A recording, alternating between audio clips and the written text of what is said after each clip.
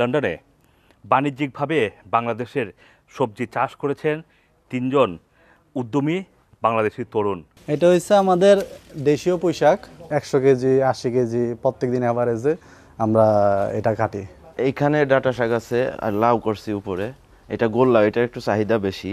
এই যে লাউটি গাছ থেকে কাটলাম একেবারেই কিন্তু ফ্রেশ। কি সুন্দর সিম হয়েছে, এত বড় একটা এই যে দেখতে পাচ্ছেন।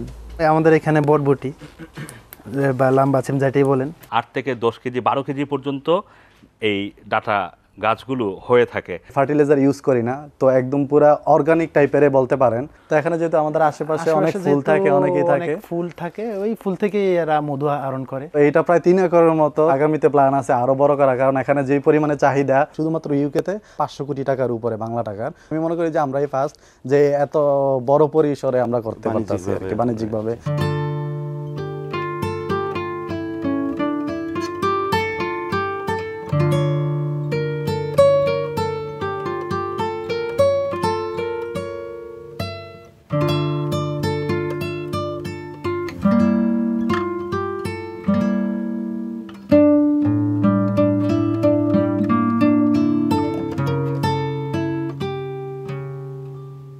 যেদিকে চোখ যায় শুধু লাল শাক, কলমি শাক, ডাঁটা শাক, বাংলাদেশের লাউ, এই সব কিছু চোখে পড়লে আপনাদের মনে হতেই পারে বাংলাদেশের কোনো একটি গার্ডেনে চলে এসেছি। কিন্তু ব্রিটেনের রাজধানী লন্ডনে বাণিজ্যিকভাবে বাংলাদেশের সবজি চাষ করেছেন তিনজন উদ্যমী বাংলাদেশি তরুণ। রাজ্জাক, হাবিব এবং ইমদাদ, এই 3 তরুণের কাছ থেকেই ব্রিটেনে প্রথম বাংলাদেশি যারা বাণিজ্যিকভাবে সবজি চাষ করছেন এবং এই সবজিগুলো রাজধানী লন্ডনেই সেখানে তারা ফসল তুলে প্রতিদিন ফ্রেশ নিয়ে যাচ্ছেন হোয়াইটচেপল গ্রিন স্ট্রিটের মার্কেটে, আর সেখান থেকেই আপনারা কিনে খাচ্ছেন। চলুন এই 3 উদ্যমী তরুণের কাছ থেকে জেনে নিব ব্রিটেনের প্রথম বাণিজ্যিকভাবে সবজি চাষের গল্পটি। আসসালামু আলাইকুম, আমি হাবিব, আর এটা হচ্ছে রুবেল, আর উনি হচ্ছে ইমদাদ। তো আমরা এই প্রজেক্টটা শুরু করছি 2023 সালে। এটা শুরু করার পিছনে যে ঘটনাটা আছে এটা হচ্ছে যে আমি 2020-তে লন্ডনে আসছি। তো তখন দেখলাম যে এখানে যে শাকগুলো আছে বা সবজিগুলো আছে তেমন একদম ফ্রেশ না। তো ওইটা যেহেতু আমার বিগত এক্সপিরিয়েন্স আছে ইটালিতে এইসব জিনিস করার, তো তার জন্য চিন্তা করলাম যে এখানে করা যায় কিভাবে। তো যেহেতু এটা শীতপ্রধান দেশ, এখানে বাইরে করাটা খুবই টাফ। তো আমরা চিন্তা করলাম আসলে যে বাইরে না করে আমরা যদি এরকম একটা গ্রিন হাউস যদি কোনোভাবে ম্যানেজ করতে পারি, তো করার পরে মনে করেন যে আমরা এটা নিয়ে প্রায় 1 বছর আমরা খোঁজাখুঁজি করছি আশেপাশে লন্ডনের। 2 বছরের মতো আমরা খোঁজাখুঁজি করছি। খুব সফলভাবে আমরা ওইখানে কিছু কিছু সবজি যেমন ডাঁটা, পুঁই শাক, লাল শাক, তারপরে লাউ, করলা, এগুলো সফলতার সাথে হওয়ার পরে তারপরে আমরা চিন্তা করলাম তাইলে একটু বড় করা যায় কিনা। তো এই বছরে আমরা এটা বড় করার চিন্তা করেছি এবং কি এইটা প্রায় আমাদের 3 একরের মতো এটা আছে। গত বছর যদিও প্রথম বছর যদিও 1 একরের একটু কম ছিল প্রথম বছর, তো এইটা প্রায় 3 একরের মতো। তো আলহামদুলিল্লাহ আপনাদের দোয়ায় তো এটা এখন সফলভাবে মোটামুটিভাবে, যদিও আগামীতে প্ল্যান আছে আরও বড় করা, কারণ এখানে যেই পরিমাণে চাহিদা আমরা হয়তো বা লন্ডনের ছোট্ট একটা অংশ আমরা ফিল করতে পারি না, এখানে যেই পরিমাণে চাহিদা আছে।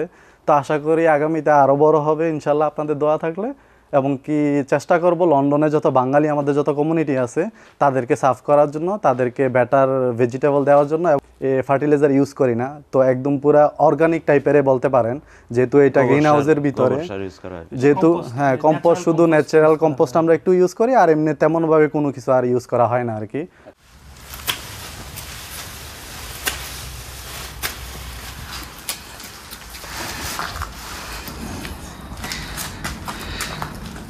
হোয়াইটচেপল অথবা গ্রিন স্ট্রিটে আপনারা যেই কলমি শাকগুলো দেখতে পান সেটা কিন্তু আসলে ইউরোপ থেকে আসে না, সেটা এই ব্রিটেনের রাজধানী লন্ডনেই করা হচ্ছে। এপিংয়ে 3 বাংলাদেশি উদ্যমী তরুণ, তারা যেই স্বপ্নের প্রজেক্টটি করেছেন বাণিজ্যিকভাবে বাংলাদেশের সবজি চাষ করছেন, সেখানে বড় একটি অংশ জুড়ে তারা এবছর কলমি শাক রোপণ করেছেন এবং সেখানে কলমি শাক খুব সাকসেসফুলি তারা সেটার ফলন ঘটিয়েছেন এবং সেই কলমি শাক প্রতিদিন তাজা চলে যাচ্ছে হোয়াইটচেপল গ্রিন স্ট্রিটের মার্কেটে। এটা হচ্ছে আমাদের দেশীয় পোশাক এটা হচ্ছে আপনার মার্চে এপ্রিলের দিকে লাগানো হয়েছে।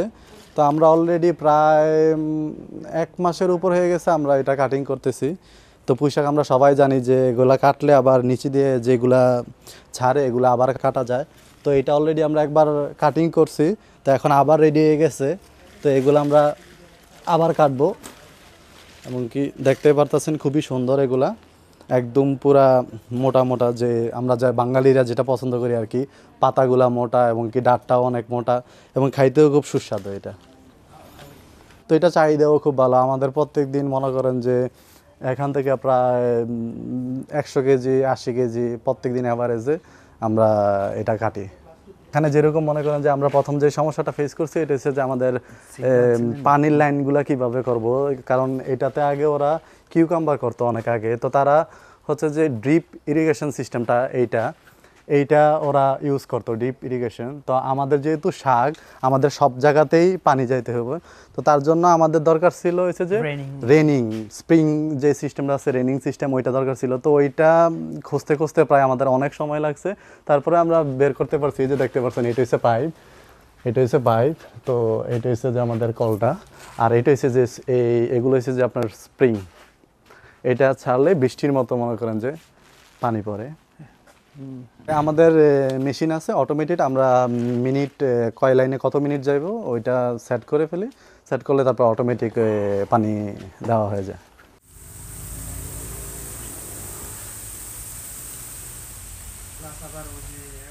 এই যে লাউটি গাছ থেকে কাটলাম একেবারেই কিন্তু ফ্রেশ, এবং 1-1.5 ঘন্টার মধ্যেই এটি চলে যাবে হোয়াইট টেবল অথবা গ্রিন সিটির যে সবজি বাজারগুলো রয়েছে সেখানে, এবং একেবারেই ফ্রেশ খেতে পারবেন। ইতালি অথবা বাংলাদেশ থেকে যে লাউগুলো আসে সেগুলো কিন্তু রান্না করতে প্রায় কোনো কোনো সময় 20 থেকে 30 মিনিট সময় পর্যন্ত লেগে যায়। কিন্তু এইখানের যে লাউগুলো রয়েছে সেগুলো 10 থেকে 12 মিনিটে খুব চমৎকারভাবে রান্না হয়ে যায়, আর স্বাদও যেটা ইটালি থেকে আসে সেটা থেকে আরও অনেক বেশি। আমরা যে এইখানে ডাটা শাক আছে আর লাউ করছি উপরে, এটা গোল লাউ, এটার একটু চাহিদা বেশি, এটার মার্কেট ভ্যালু একটু বেশি, এই জন্য এটা আমরা একটু বেশি করি। আমাদের সাধারণত এভরি ইয়ার আমাদের টার্গেট থাকে প্রায় 1 একরে 10 থেকে 20,000 কেজি, এরকম একটা টার্গেট থাকে।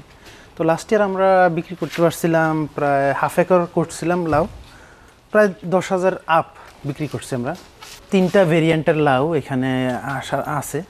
একটা হচ্ছে আপনার রাউন্ড কদু, তারপর আমাদের দেশি যেই লাউ, আমাদের দেশি লাউ, তারপর আছে আপনার ইন্ডিয়ান আর পাকিস্তানিরা যেটা লাইক করে লকি বলে, ওইটাও আছে যে লাম্বা জাতের লাউ। এগুলা সব আনুমানিক এভরি উইকে আমাদের ভেজিটেবল পিক করি আমরা প্রায় 4 থেকে 5,000 কেজি।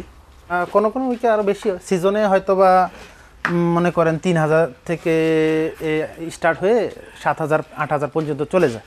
ডাটা শাকেরও চাহিদাটা একটু বেশি, এই জন্যই ডাটা শাক করছি।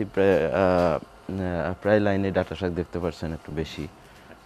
লাল শাক এখন একটু গরম চলে আসছে, লাল শাক কম হয়, এই জন্য লাল শাকটা কম আছে। তারপরে আমাদের সিমের চাহিদাটা একটু বেশি আছে, এই সাইডে সিম আছে, বটবটি সিম আছে ওই সাইডে। তারপর বেগুনটা আমাদের এখন আসে নাই, বেগুনটা হয়তো বা 1-1.5 সপ্তাহ লাগবে। এবার আমরা ঢেঁড়সের একটা ভালো মার্কেট আছে, মার্কেটে চাহিদা আছে। আমাদের এখানে বটবটি বা লাম্বা সিম যেটাই বলেন, এখানে সুন্দর হয়েছে। এক একটার সাইজ প্রায় 2 থেকে 2 ফিট 2.5 ফিট এরকম সাইজের। পার ডে 100 থেকে 200 কেজি আশা করি যে আমরা পারতে পারবো। এখানে হবে, আশা করি হবে, বা এর চেয়ে বেশিও হতে পারে। তবে এখনও আমাদের এটার সিজন হয়তো বা আর 1 সপ্তাহ বা 15 ম্যাক্সিমাম 2 সপ্তাহ লাগতে পারে। বীজ কালেক্ট করাটা একটু আমাদের জন্য টাফ হয়ে যাচ্ছে এখন। বাংলাদেশ থেকে আমাদেরকে বীজ কালেক্ট করতে হচ্ছে, যেহেতু এগুলা বাংলাদেশি ভেজিটেবল, এজন্য আমাদেরকে ডাইরেক্ট বাংলাদেশ থেকে ইম্পোর্ট করতে হয় বীজ। 1/2 একর ছিল করলা, ওইখানে প্রায় 12 থেকে 14,000 কেজি আমরা করলা কালেক্ট করছিলাম। যেহেতু এখানকার গার্ডেনগুলোতে এখন দেখলেই বুঝতে পারবেন যে গার্ডেনগুলোতে কী পরিমাণ মানুষ লাউ করলা বা অন্যান্য আমাদের দেশীয় ফসলগুলো করে, এখানেও করা সম্ভব। এখানে আমাদের এত বড় একটা এই যে এখানে সিম, কি সুন্দর সিম হয়েছে, project, এত বড় একটা, এই যে দেখেন, দেখতে পাচ্ছেন। সিম, তারপর ডাটা শাক। এক একটা ডাটা শাক আমাদের প্রায় 7 কেজি পর্যন্ত, 10 কেজি পর্যন্ত এক একটা ডাটা শাক হয়। আমার হাতে যেই ডাটা শাকটি আপনারা দেখতে পাচ্ছেন, এটি তারা যেটা বলছেন যে এটি হচ্ছে একেবারেই শিশু, মানে বেবি পর্যায়ে রয়েছে। এটি আরও অনেক বড় হয় এবং এক একটি গাছের ওজন 8 থেকে 10 কেজি 12 কেজি পর্যন্ত এই ডাটা গাছগুলো হয়ে থাকে।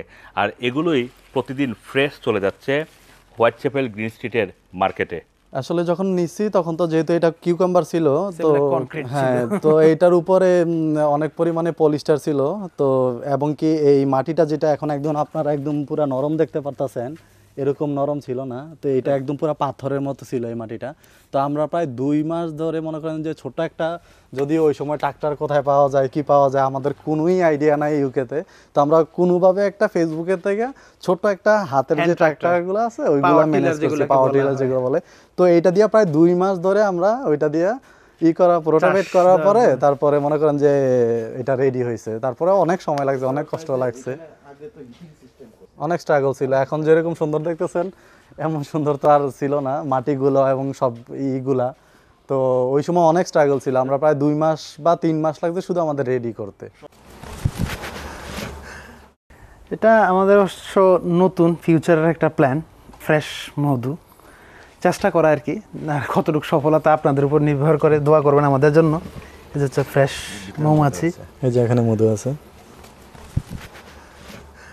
বাসা বলেন বা মধুর হাইপ বলেন, এগুলা আমাদেরকে এক্সট্রা বাইরে থেকে নিয়ে আসতে হয়। তারপর অতিরিক্ত অনেক ফুলের প্রয়োজন হয় এদেরকে মেনটেন করতে হলে। তো এখানে যেহেতু আমাদের আশেপাশে অনেক আশেপাশে ফুল যেহেতু থাকে, অনেকেই অনেক থাকে, ফুল থাকে, ওই ফুল থেকে এরা মধু আহরণ করে। 2 লিটার 2 থেকে 3 লিটারের মতো মধু আমরা আহরণ করছিলাম। শুধু বাংলা কমিউনিটি যে লাউ, পুঁইশাক, এই জাতীয় যত সবজি আছে, শুধু এইটার মার্কেটে ইউকেতে, শুধুমাত্র ইউকেতে আমরা যতটুকু শুনতে পাচ্ছি এটা 500 কোটি টাকার উপরে, বাংলা টাকার 500 কোটি টাকার উপরে আছে এই মার্কেটটা। তো আমরা যেটা করতেছি আসলে এটা কি বলবো 0.1% কভার আপ করতে পারবো না। তো আমাদের মতো যদি আরো যদি মনে করেন যে 20 জন, 50 জন, 100 জন হয়, আমি মনে করি যে পুরা ইউকে আমরা কাভার করতে পারবো না। আসলে এই বিজনেসটা এমন একটা জিনিস যে আরো বেশি, যত বেশি করা হয় ততটাই ভালো। মূলত এক্সপিরিয়েন্স, মূলত হচ্ছে আমি চাইবো যে তারা একটু ডিটেলসে এক্সপিরিয়েন্সটা বা ডিটেলসে জেনে আগে এটা করা উচিত। আসলে শুরু করা সহজ, আপনার ইচ্ছা থাকাই সবচেয়ে বড় জিনিস। হচ্ছে মানসিকভাবে মন ঠিক করা যায়, ঠিক করা যে আমি এটা করব। মানুষ চাইলে কি না পারে, কোথায় কি না। তার আগে তো কেউ কল্পনাও করতে পারে না যে ইউকের মাটিতে এত বড় জায়গা নিয়ে আসলে বাংলাদেশি সবজি উৎপাদন করা হবে। আমি মনে করি যে, আমি জানি না অন্য কেউ করে কিনা, আমি মনে করি যে আমরাই ফার্স্ট যে এত বড় পরিসরে আমরা করতে পারতেছি আর কি, বাণিজ্যিকভাবে করতে পারতেছি। আমাদের কোম্পানির নাম হচ্ছে ফ্রেশ কৃষি। এখনো আমাদের ওয়েবসাইট আপডেট করা হয় নাই, তবে যোগাযোগ করার জন্য আমাদের নাম্বার থাকতে পারে, নাম্বার, হোয়াটসঅ্যাপ নাম্বার বা পার্সোনাল ফোন নাম্বার থাকতে পারে, ওইখানে আপনারা যোগাযোগ করতে পারেন। আর এটা বেসিক্যালি হচ্ছে হার্লোতে পড়ছে, হার্লো কাউন্সিলে, এপিং ফরেস্টের কাছাকাছি। আর আমাদের এমনি যোগাযোগ করতে চাইলে সোশ্যাল মিডিয়াতে আমাদের ফেসবুক পেজও আছে, তো ওইখানে যে যোগাযোগ করতে পারেন। ফ্রেশ কৃষি লাগলে আমাদের এটা ফেসবুক পেজে এসে পড়বে। রাজ্জাক, ইমদাদ এবং হাবিব 3 বন্ধুর কাছ থেকে তাদের এই চমৎকার প্রজেক্ট সম্পর্কে জানলাম। ব্রিটেনেই শুধুমাত্র বাংলাদেশি সবজির চাহিদা আছে অন্তত শুধুমাত্র বাংলা মার্কেটে হিসাব করলে 500 কোটি টাকার।